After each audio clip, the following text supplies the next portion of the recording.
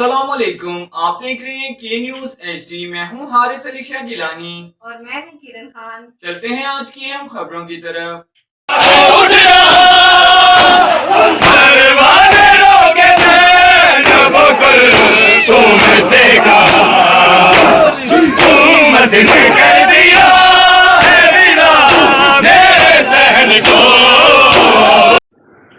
رخ کریں گے ساہیوال کا، جہاں سے رپورٹ کر رہے ہیں ہمارے ڈپٹی بیورو چیف میاں علی رضا۔ ساہیوال بسلسلہ شہادت امام حسن علیہ السلام 28 سفر امام بارگاہ شاہ نجف سے تابوت کی برآمدگی ہوئی۔